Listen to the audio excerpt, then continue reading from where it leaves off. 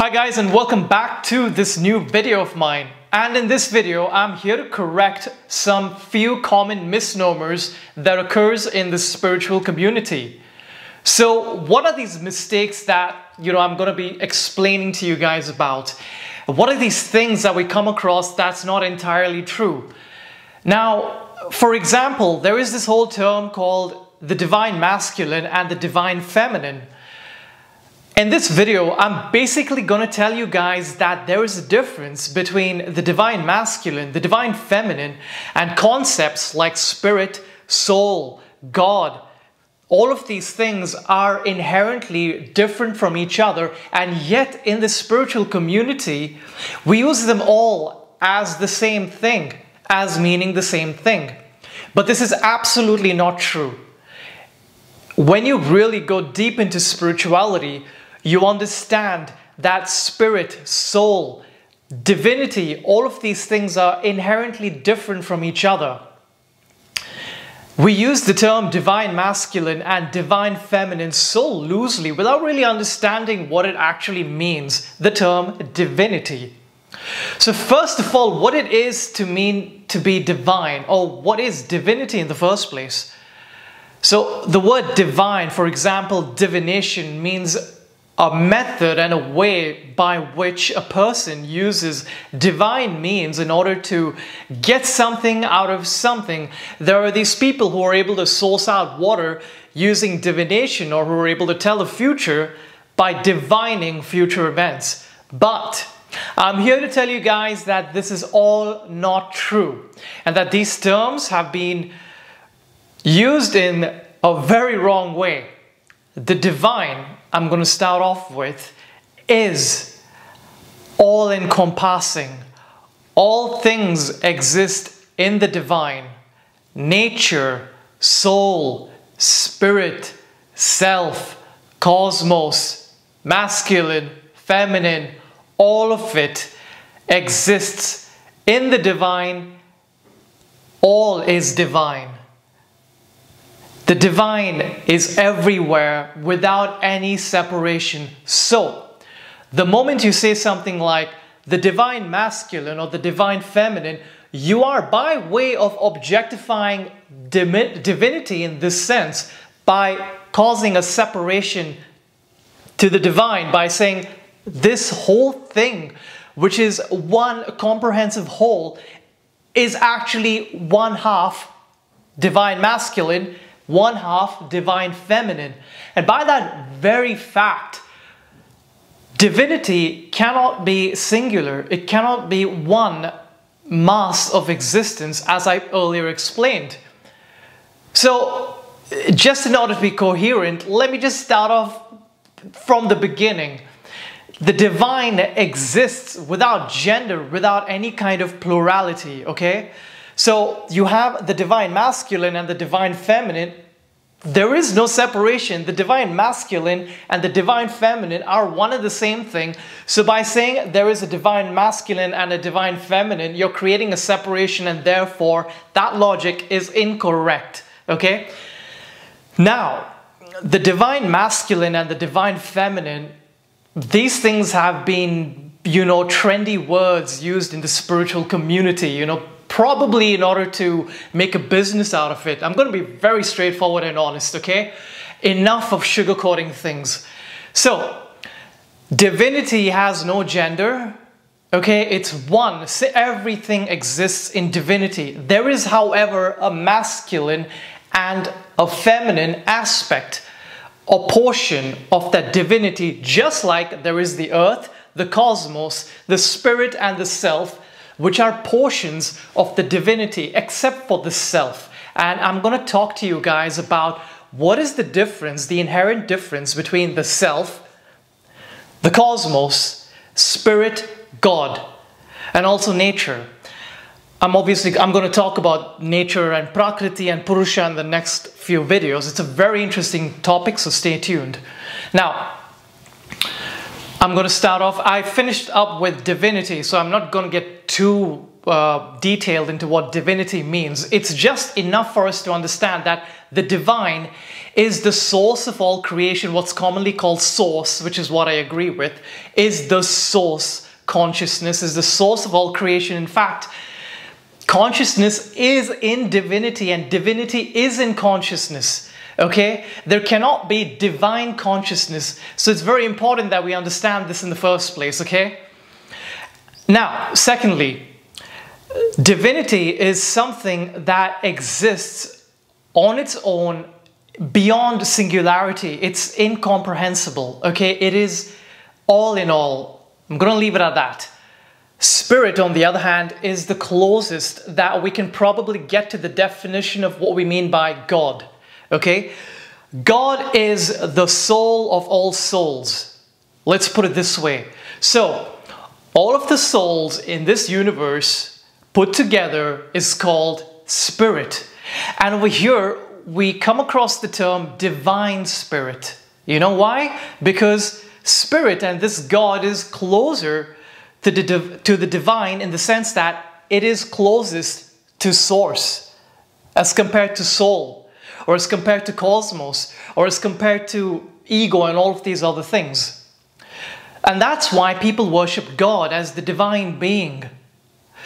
And to mean divine and being itself is inherently different.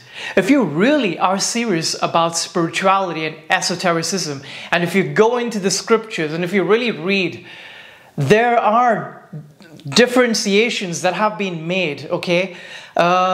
Christian mystics themselves knew about this differentiation. They say the Father, the Son, and the Holy Spirit.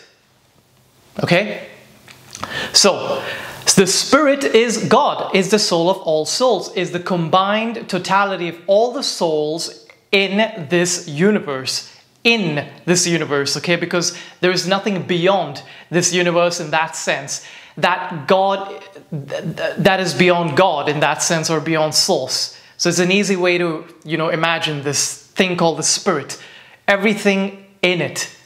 And Spirit being an aspect of divinity. And that's where we come to the term called self. So the difference between Western philosophy and Eastern philosophy is that to directly translate the meaning of self in Western philosophy is not going to be possible. Because in Sanskrit, it means something entirely different. It's very difficult to explain what self means in English.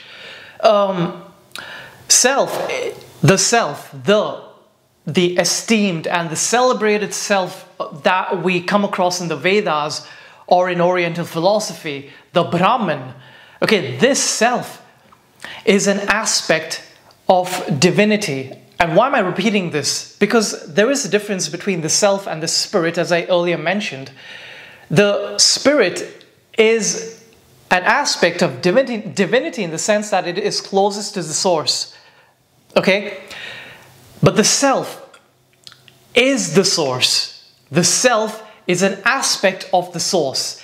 It is the essence of all being. It is the essence of divinity. And herein lies the confusion, and that's where we get confounded. It's like, well, they both mean one and the same thing then. It means the same thing. What are you talking about, right? The self being an aspect of divinity, I can explain it to you in this way. Think about gold. Gold can be shaped into various forms. It can be shaped into the form of a ring, or into the form of a statue, in whatever physical form, okay? But the essence is gold. In the same way, all that you see in the universe is the self. All that you see in the cosmos is the self.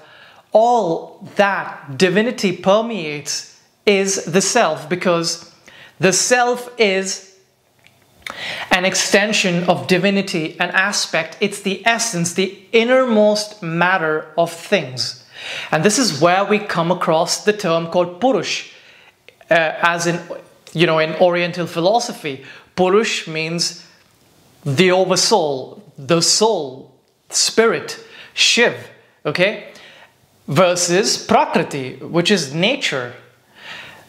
A lot of times people confuse the universe and the cosmos and cosmic consciousness to mean spiritual consciousness, to mean divinity, to mean source consciousness. It's absolutely not true. There's a huge difference. When we're talking about Prakriti and spirit, you've got to understand there is a whole process by which the spirit experiences nature, and this experience is what brings us to the next term, which is called soul. Now, I've explained what spirit means. Spirit is the essence of everything that is in the universe. Spirit is the essence of gold. Self is the essence of everything. The essence that is gold can be molded and shaped into various forms, into the billions and the millions and trillions of stars that you see around the universe. The whole universe is permeated by divinity and self. Self is being. When you go into very deep concentration and meditation, and when you encounter this absolute peace and tranquility, and when you get out of it, and when you see everything as being one and the same, all is one, this is what it means to encounter the self of all things. And it's not a simple experience, okay? Before you guys get obsessed with spirituality in the sense of all things material, hold on. The spirituality, spirit, is different from material. So let's go on to soul. I'm going to make this video short. Soul is... In my last video, I explained about reincarnation and evolution. There is a physical evolution. A soul is basically that part of divinity that has descended from divinity and is partaking in this process of physical evolution. It is giving a support, a consciousness to all things physical. And the highest consciousness that it can manifest is in the human being from what we can see.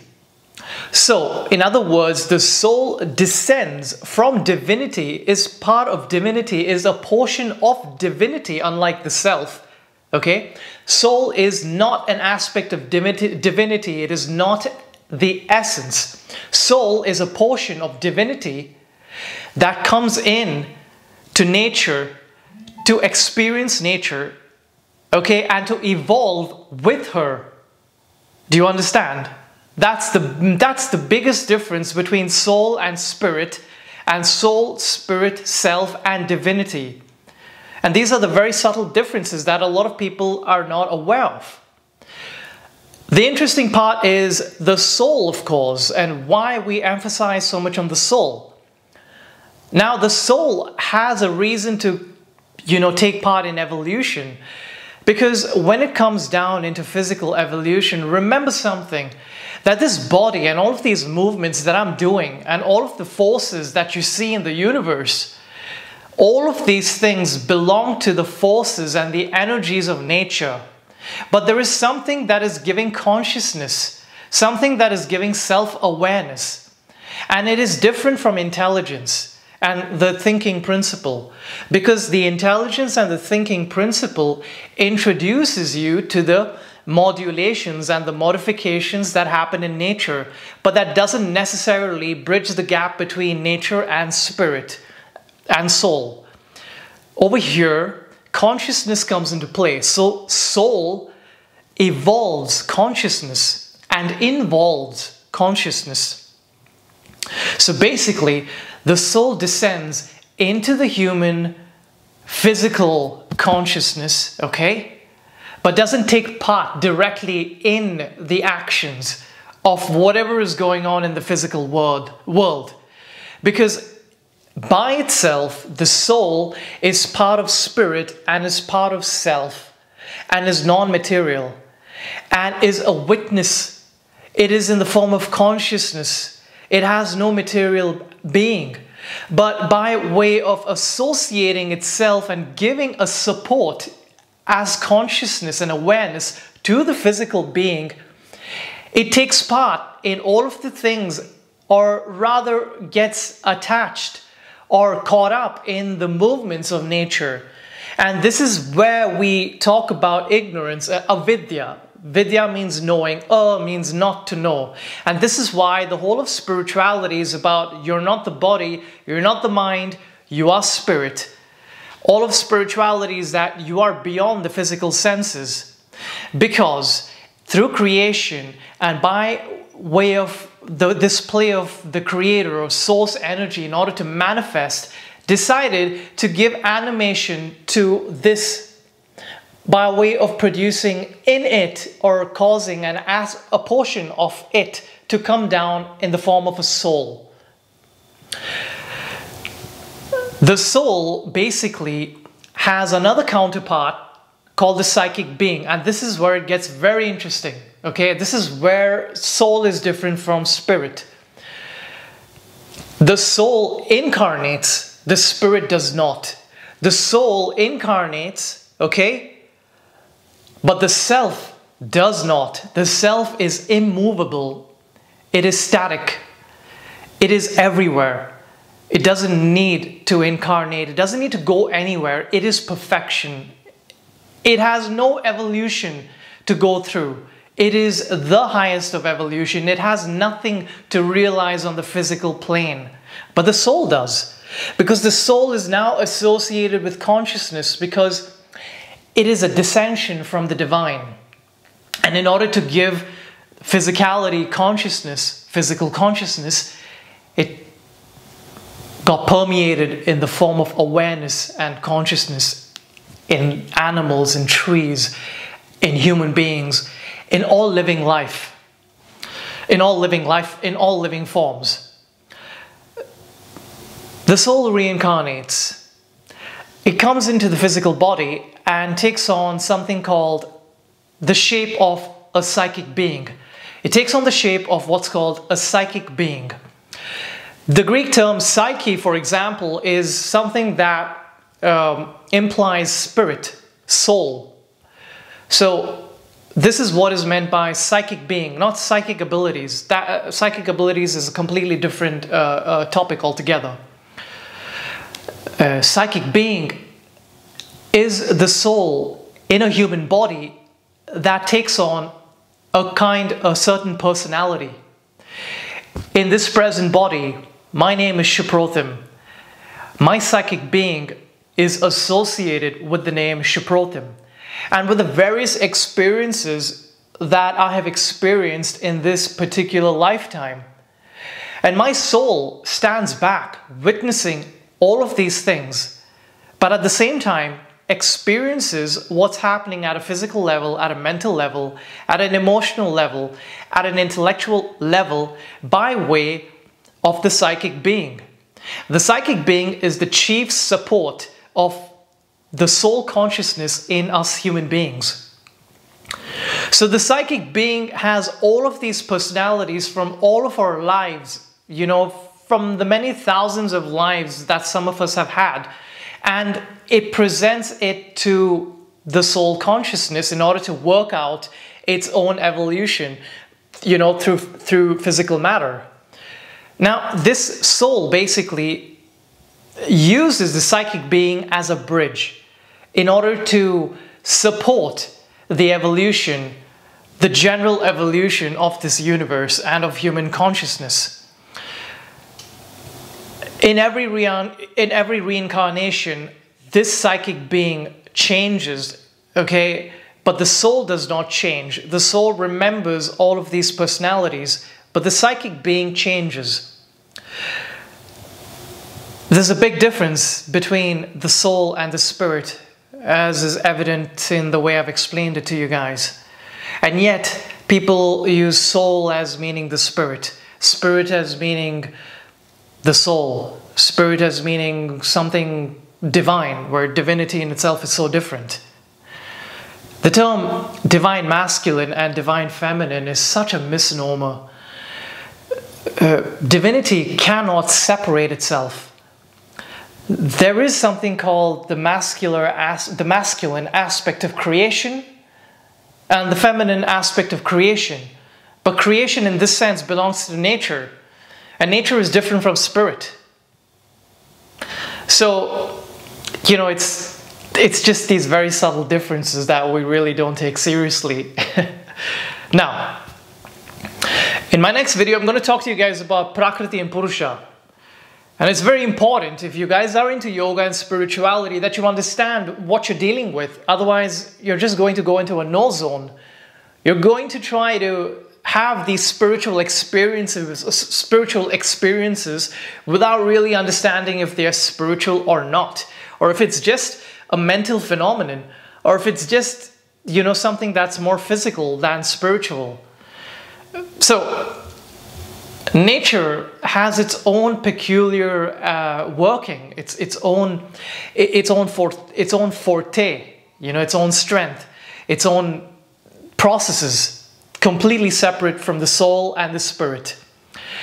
The soul, when it comes down into evolution with nature, what happens is that it forgets its identity. This does happen because what happens is that the soul becomes the driver of all of the things that are physical, literally the driver. For me to lift my hand up, for this to happen, there has to be something that has to have a willpower, a will to want to do something. Okay? I'm not going to go too deep into this in this video, but there's a lot to talk about, and this will give you a clearer understanding of what soul means, as opposed to, you know, the more physical experiences of divinity that people start to talk about and confuse themselves about. For example, cosmic consciousness is not spiritual consciousness. It's just an expanded sense of self. I'm going to cut this video short over here. I hope I've explained to you guys in general and very briefly about the differences between spirit, soul, divinity, and God. And nature, I'm going to talk to you guys about in the next video, and how soul got deluded into believing that it is nature, and how through yoga and other spiritual practices it finds that it is not part of matter, and that there is actually a schism, that there is actually a very subtle separation between itself, self, and the physical part of existence. And in this way, how the soul moves closer and closer to source, or to divinity. Thank you so much for watching this video. That's it from me. Leave your comments down below. I would love to read them. Subscribe to this channel, like this video if you did, and have a good weekend. I'll see you guys on the next video. Bye-bye.